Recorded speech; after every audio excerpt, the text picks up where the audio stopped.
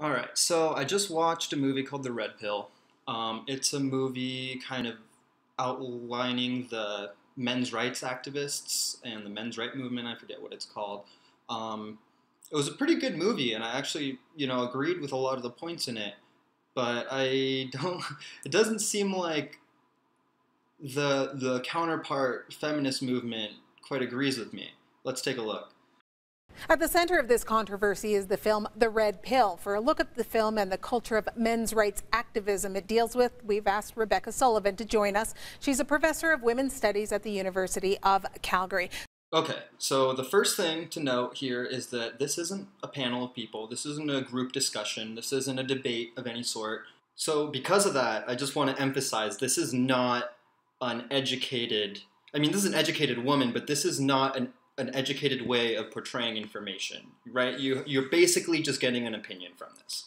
The second thing to notice is that this person being interviewed is not part of the men's rights activists, had no role in the movie, probably watched it. I'm sure she probably watched it, but that's about as far as she's gone, maybe done a few Google searches. So this isn't an educated resource. This is somebody from the opposite side, the side that's fighting, as far as I'm concerned, the men's rights activists, and she doesn't have a good context for what they were trying to portray. So the term red pill didn't actually originate with men's rights No. community at all. Can you tell us where it came from and basically what it means now, how it's evolved? Yeah, and I think, people have to kind of bear with me as I explain this because it doesn't really make a lot of sense. It's fundamentally a bad metaphor. But the red pill, of course, comes from the film The Matrix. You can take the blue pill and go about your merry way, or you can take the red pill and enter the Matrix. Well, then a group on Reddit were discussing not just men's rights, but also the pickup artist movement and how women kind of owe them sex. And so the criticism is that the blue pill is the women, saying that they want to be treated with respect and they want equality. The red pill is a metaphor for what women really want, the real world. Which is not equality, apparently. Okay. Is domination and subjugation. That's what women really want. Okay, so this is where we start to see a little bit of the confusion start to come in. Anybody who watched the movie would be like, what the fuck is she talking about right now? And here's what she's talking about. She's associating the red pill subreddit to the men's rights activist and the name of the movie, which is called The Red Pill. And they're just completely different groups. I don't know, I'm sure a few of you guys know about Reddit, but it's a public blog post. It's not an active group. Anybody can go on to a subreddit and post whatever they want. So let's just call that an error. She made a mistake. Let's cut her some slack and keep going. Tell me about what the film is and what people it portrays. What do they stand for? They stand for the right of men to have mostly sexual rights. It's the right of men to engage in any sexual activity that they want and have entitlement to women's bodies.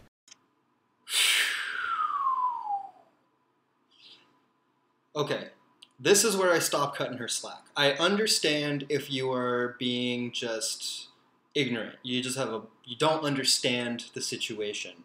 But as you'll see in the next clip, she did actually watch the movie, because she points out a few real issues that they point out in the movie. But I think what she's referring to here are the underlying issues, that because of the things that you're about to see, because men want some more rights in those areas, that somehow translates into we deserve sex and we have dominance over women's bodies. I literally don't know how she could come to that conclusion. The only thing I can think of is that she must think very deeply that there's a correlation between these internet groups and the movie, the red pill internet groups and the movie. That's the only way I could see her coming to these conclusions, because it's so wrong. the movie never mentions dominance over women. Okay, so what are these things that she talk about that are real issues?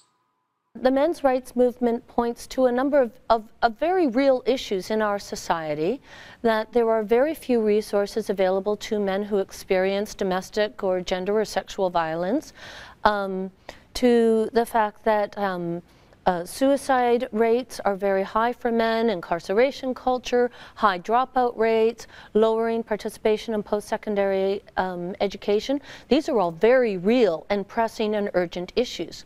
Okay, yes, these are all very real and urgent and pressing issues. How come the first time I was ever had my eyes open to this was 2 days ago when I saw this movie? Well, maybe it's because if these issues were brought to light, then the feminist movement wouldn't have a platform anymore.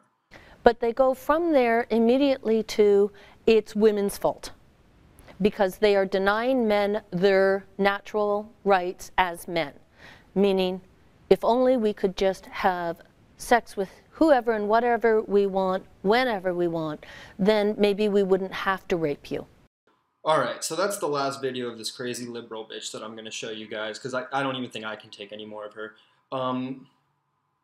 So her synopsis of the story is that it's women's fault, and if guys could only exercise their natural right to have sex with whoever and whatever we want, then we wouldn't have to rape you guys.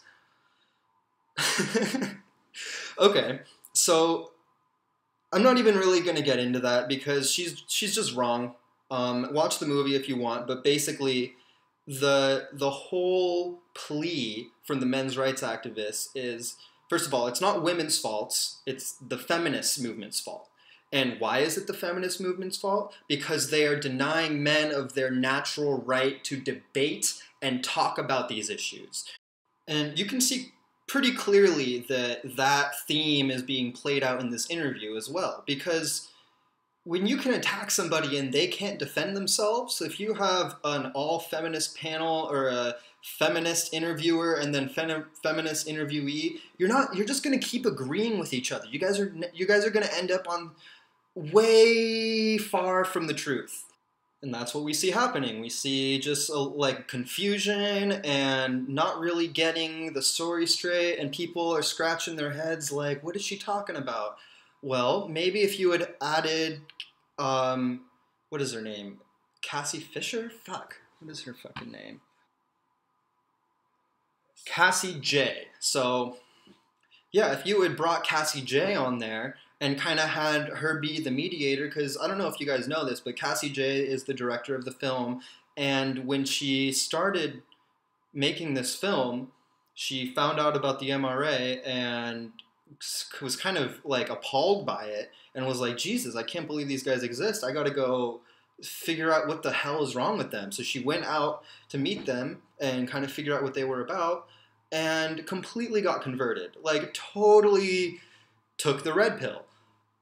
So, you know, maybe if these interviewers were smart enough to just, for no pun intended, grow a pair and have some people with an opposing view on their show, maybe they would be corrected enough so that people would know what the hell they're trying to portray. Because right now, this video that I just showed you on YouTube has 5,000 views, 5,100 views at the time I'm making this video. It's got, and this isn't a joke, this has 17 up likes and 303 down likes. So, you know, they definitely don't have the popular opinion here. And look, guys, if you want to give good news, if you want to make efficient media, things that people will watch and will like, you have to have both sides of the story on. And that's all I have to say about that. Alright guys, so this is my first YouTube video. I hope you liked it. Probably not perfect. I definitely rewatching it. I saw a few parts that I could edit to make better, but I'm not too worried about that right now. I'm just trying to get the point across that people need to debate each other, and we can't just have one-sided arguments, which is what's happening all over the world. And with this whole social justice warrior thing, it's basically silencing people. So I know that a lot of other YouTubers are covering this, but I feel like it's escalating to a point where I feel like I no longer should be silent. So that's it, boys and girls. That's my video. Give me a like if you liked it. Give me a dislike if you didn't. And I'm always reading the comments, so just let me know.